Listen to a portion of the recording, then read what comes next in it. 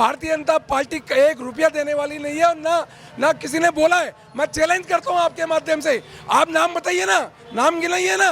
अभी हाल में सांसद जी ने कहा जो व्यक्ति पचमढ़गंज विधानसभा से 1100 वोट से जीता है, बड़े रगड़ के जीता है, क्या उस व्यक्ति को भारतीय जनता पार्टी के लोग सीएम बनाएंगे क्या दिल्ली का? आपको नाम बताने में क्या दिक्कत है? आपको अगर भारतीय जनता पार्टी के किसी आदमी ने फोन किया, किसी नेता ने, आप सार्वजनिक करिए ना नाम।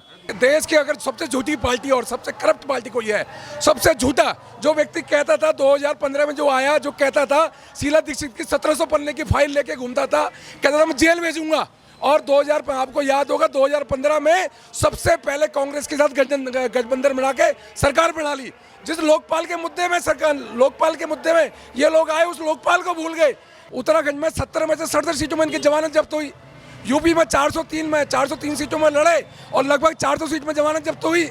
इनसे कोई डर नहीं है भारतीय जनता पार्टी को। इनसे ये सिर्फ माहौल खराब करना चाहते हैं, कहीं ना कहीं इसका लाभ गुजरात में फायदा उठाना चाहते हैं। पर गुजरात की जनता जानती है ये झूठे लोग हैं। जो लोग हैं दिल्ली को साफ पानी दे ही नहीं सके, साफ हवा दे नहीं सके। यमुना गंदगी गंदी है, सड़कें टूटी हुई हैं। आज हम कोई नया फ्लाईओवर नहीं बनाया 8 सालों में कोई नया स्कूल नहीं बनाया। आप बताइए 8 साल में कोई नया स्कूल बनाया हो, 8 साल में कोई नया अस्पताल बनाया हो?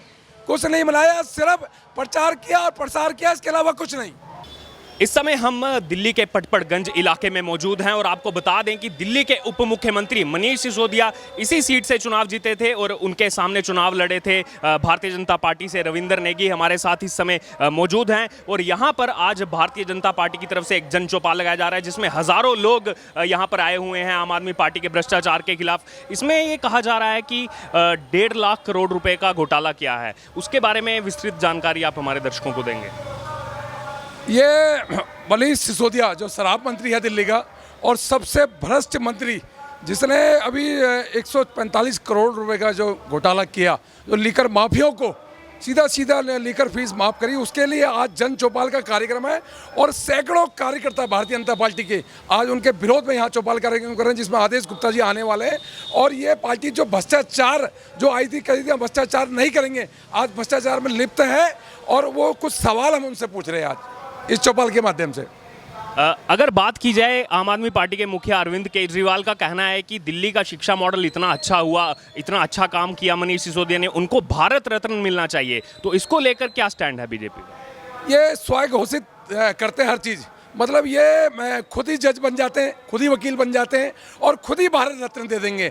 मैं इनसे पूछना, ना इनको न्यायपालिका में भरोसा है, ना इनको देश के संविधान में भरोसा है, हर चीज़ ये अपने आप करते हैं। आप बताइए, जो सबसे भ्रष्ट मंत्री जिसने 145 करोड़ का जो घोटाला किया और जो स्कूलों में जो 5-5 लाख रुपए स्कूलों में जो एक कमरे में लगाए और 25-25 लाख रुपए जहाँ 5 लाख में कमरे बनते थे और जो घोटाला चरम सीमा में किया, ऐसे व्यक्ति को भारत रत्न देने के लिए कह रहे हैं। ये एक तरह का मजाक है और भारत रत्न जिनको मिलता है उनके लिए मजाक का विषय इन्होंने बना दिया। देश का सर्वोच्च इनाम जो भारत रत्न है, वो कहीं ना कहीं इन्होंने ऐसा बोल के उसका मजाक उड़ाया। आज आम आदमी पार्टी के सीनियर लीडर संजय सिंह ने 4 आम आदमी पार्टी के विधायकों के साथ प्रेस कॉन्फ्रेंस की और उसमें कहा कि हमें ऑफर आया है बीजेपी की तरफ से कि आप बीजेपी में शामिल हो जाइए, आपको 20-20 करोड़ देंगे और किसी और को भी तोड़ कर लाएंगे तो 25 करोड़ रुपए मिलेंगे। उसको लेकर क्या करेंगे? इन आरोपों को लेकर क्या कहेंगे? देखो, देश की अगर सबसे झूठी पार्टी और सबसे करप्ट पार्टी कोई है, सबसे झूठा जो व्यक्ति कहता था 2015 में जो आया, जो कहता था शीला दीक्षित की 1700 पन्ने की फाइल लेके घूमता था, कहता था मैं जेल भेजूंगा। और 2000 आपको याद होगा 2015 में सबसे पहले कांग्रेस के साथ गठबंधन बना के सरकार बना ली।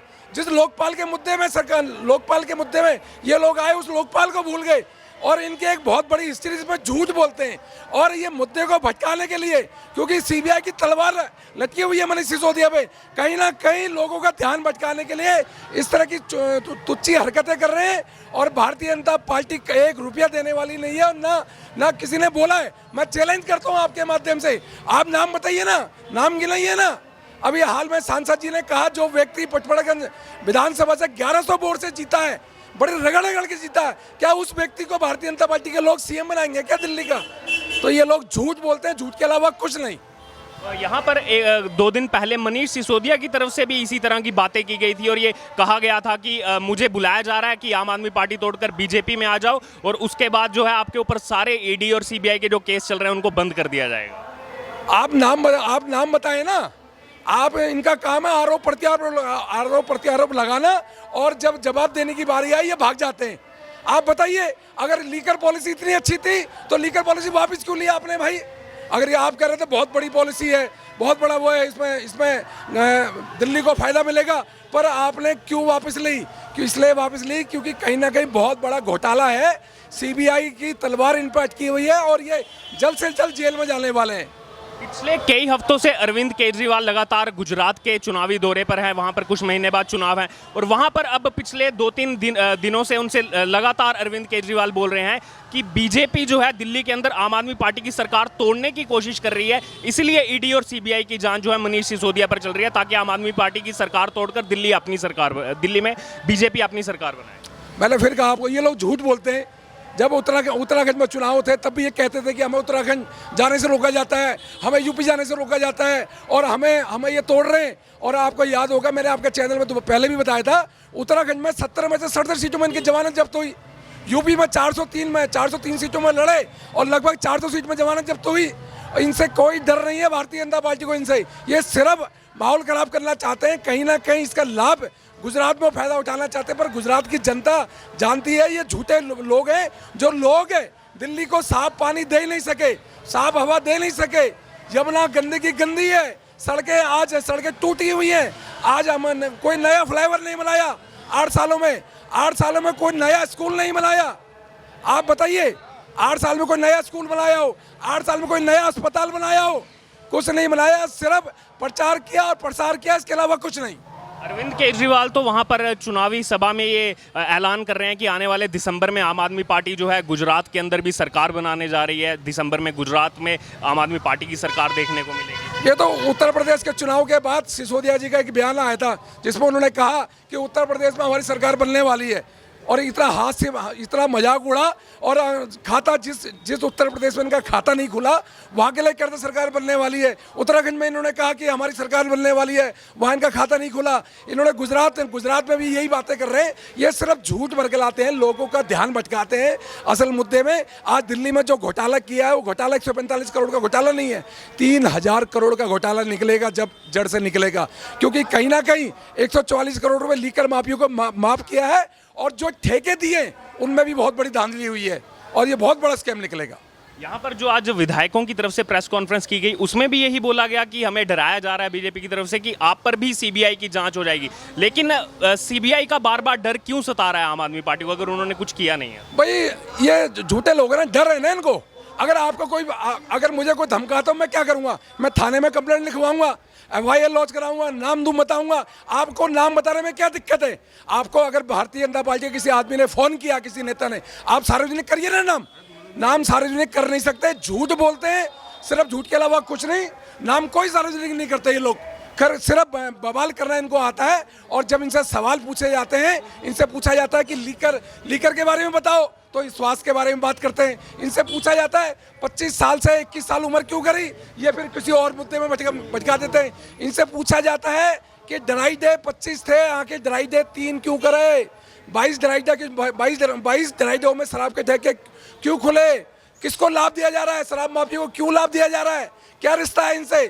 खालिस्तानियों के बल में पंजाब में सरकार बनाई, और जब कोरोना काल में पूरी दिल्ली रो रही थी, खाने के पीछे लोग मर रहे थे, भूखे मर रहे थे, सरकारें अपना काम कर रही थी। कोई वेंटिलेटर का जुगाड़ कर रहा था, कोई ऑक्सीजन का जुगाड़ कर रहा था।